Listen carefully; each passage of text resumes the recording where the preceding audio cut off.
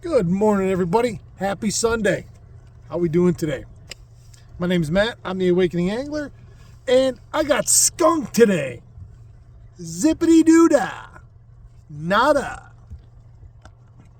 Hey, oh, I love this quote. Only mediocre people can be at their best every day. So, I am on Lake Ontario. I'm in the southeast corner. I'm in Mexico Bay. And I was up here. I was up here 4 or 5 times about 2 weeks ago. I haven't been up here since. And I went right back to the same spot where I left them the other day, catching smallmouth, throwing jerkbait. I went right back to the same spot, and I could see fish swimming around underneath the boat. This water is so clear, and I was in anywhere from 5 to 20 feet of water, and all the way out to about 15 when you couldn't really see the bottom anymore. I could still see fish swimming around the boat. I messed around with it. I shouldn't say that. I didn't really mess around with them right close to the boat, but that was just telling me that they were there. I power fished all day. I broke out the drop shot, but I even power fished the drop shot. I'll explain in a sec. I came out today thinking I'm going to throw the jerkbait. I was watching a video the other day with the Johnston brothers, Chris and Corey, from the Bassmaster Elite Series. One was Angler of the Year, and one won the St. Lawrence event here in August, about a month ago. And they were talking about power fishing in the fall, early fall, when these smallmouths start to push up super shallow. And so I'm like, all right, screw it. I'm going right up in the rocks, 5 foot of water. I hadn't even picked up the rod yet. I had picked up the rod and I hadn't even unstrung my first bait, and I see a fish swim by me in 5 foot of water. Okay, perfect. They're here. And the casting started.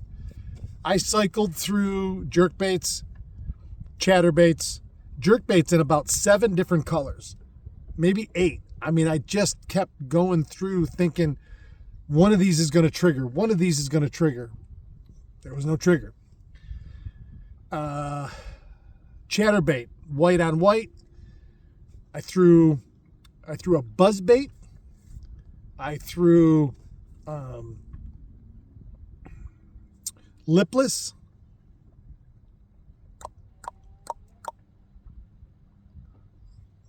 Jerkbait. I gotta use the old Kanagin here. Jerkbait, chatterbait.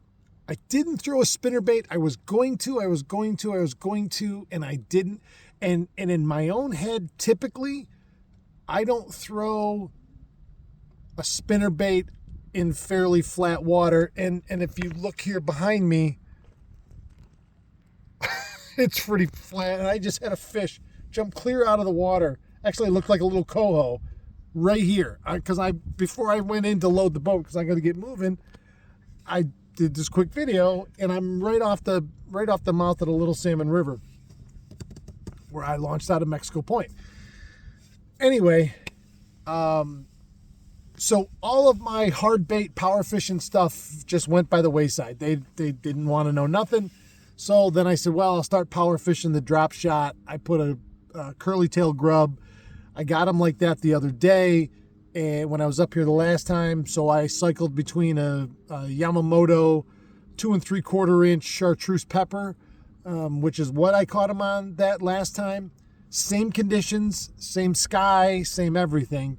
And then I also switched up and went back and forth with a green pumpkin pepper.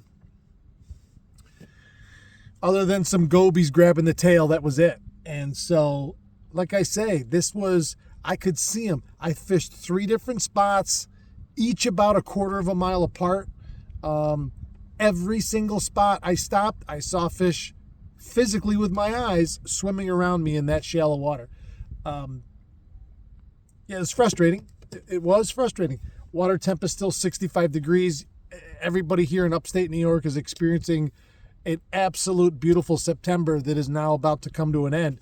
October 1st is Tuesday, and it hasn't even started to cool down here. Even our evenings, I mean, it was in the 60s all night.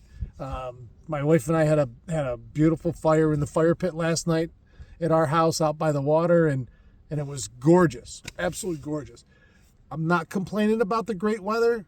I'm just saying that this fall transition, they know it's time, but really a lot of this is dictated by water temperature, and we don't have that falling temperatures yet. I was talking to a friend of mine, Jay, up to Bob Johnson Chevrolet on Friday. Big shout out to Jay, Jim, the general manager, Vinny, my salesman.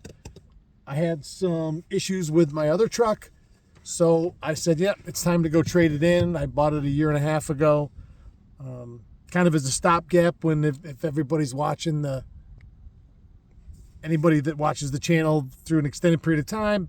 I had my old Dodge with almost 300,000 miles on it. That finally went by the wayside early last summer.